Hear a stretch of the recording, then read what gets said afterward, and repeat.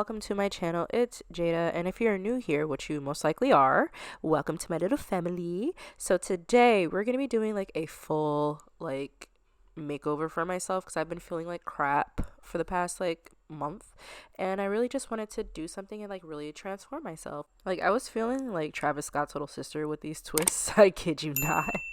But yeah, I wanted to do something with my natural hair because it's so hot out and I'm tired of doing braids and I don't want to wear wigs yet. So I'm just gonna take my hair out and I'll come back for the makeup portion.